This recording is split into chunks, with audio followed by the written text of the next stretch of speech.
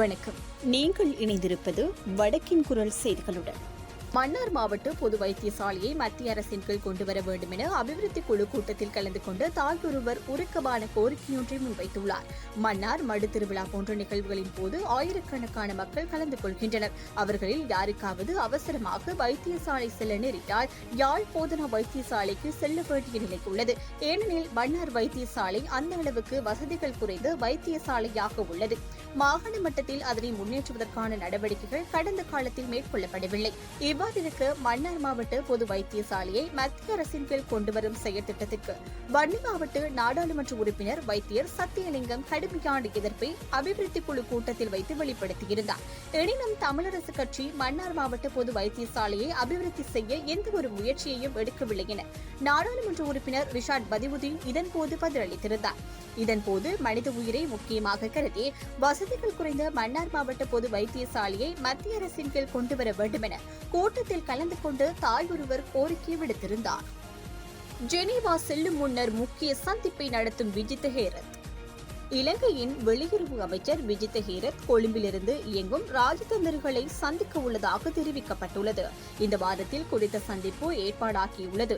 இதன்போது இலங்கையில் தேசிய மக்கள் சக்தியின் ஆட்சி அமைந்த பின்னர் ஏற்படவுள்ள மனித உரிமைகள் தொடர்பான முன்னேற்றங்களை விஜித் ஹேரத் ராஜதந்திரிகளுக்கு விளக்குவார் என்று அறிவிக்கப்பட்டுள்ளது. 2025 செப்டம்பர் 8ஆம் தேதியன்று 60வது ஐக்கிய நாடுகளின் மனித உரிமைகள் பேரவை அமர்வுகள் ஆரம்பமாகின்றன.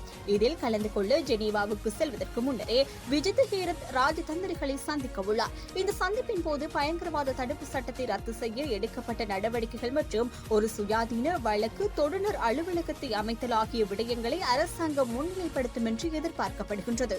வசதி படைத்தவனுக்கு ஒரு நீதி, சாதாரண குடிமக்களுக்கு ஒரு நீதி, அரசாங்கம் மீது விமர்சனம். இந்த நாட்டில் வசதி படைத்தவனுக்கும் ஆட்சி அதிகாரம் உள்ளவனுக்கும் ஒரு நீதியும் சாதாரண குடிமக்களுக்கு ஒரு நீதியுமே உள்ளது என சம உரிமை இயக்கத்தின் மட்டக்களப்பு மாவட்ட செயற்பாட்டாளர் தர்மலிங்கம் கிருபாகரன் தெரிவித்துள்ளார். மட்டக்களப்பில் நேற்று இடம்பெற்ற ஊடக மாநாடு ஒன்றில் கலந்து கொண்டு கருத்து வெளியிடும் போதே அவர் மேற்கண்டவாறு குறிப்பிட்டுள்ளார். அவர் மேலும் கூறுகையில், முன்னாள் ஜனாதிபதி ரணில் விக்ரமசிங்கவை கைது செய்ததும் எல்லா கட்சிகளும் ஒன்று சேர்ந்து ஜனநாயக போராட்டம் நடத்துகின்றன. இந்த நாட்டில் பட்டியலந்தி பிரச்சினை தொடக்கம் சிறுபான்மையினரது பிரச்சினை வரை முன்னின்று உருவாக்கியவரே ரணில். குற்றங்கள் நிரூபிக்கப்படாமல் அவரது உடல்நிலையை காரணம் காட்டி அவருக்கு பிணை வழங்கப்பட்டு இருக்கக்கூடாது. இவ்வாறு 30 வருடங்களாக சிறையில் இருக்கும் அரசியல் கைதிகளையும் விடுதலை செய்யலாம். ஆகவே வசதி படைத்தவனுக்கும் ஆட்சி அதிகாரம் உள்ளவனுக்கும் ஒரு நீதியும் சாதாரண குடிமக்களுக்கு ஒரு நீதியும் உள்ள ஒரு நாடாக இந்த நாடு தற்போதும் உள்ளது என தெரிவித்துள்ளார். ரணிலின் கைது எல்லா திருடர்களையும் வெளிக்காட்டியுள்ளது.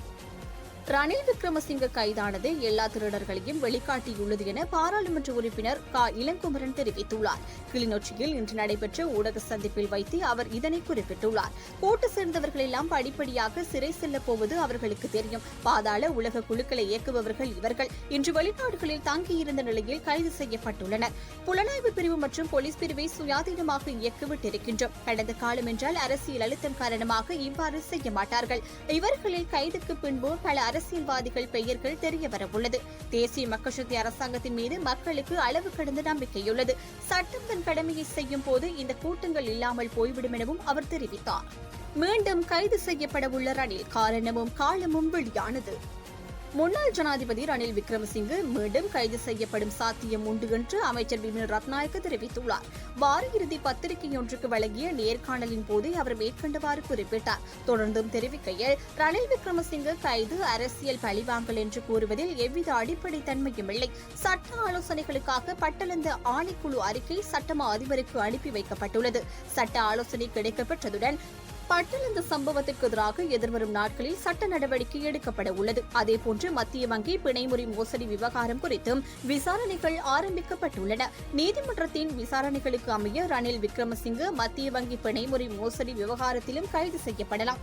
166 லட்சம் மோசடி வெளிச்சத்தில் இடம்பெற்ற ஒன்றாகும். இதற்காக கைது செய்யப்பட்டமை எந்த விதத்திலும் அரசியல் பழிவாங்கலாக அமையாது.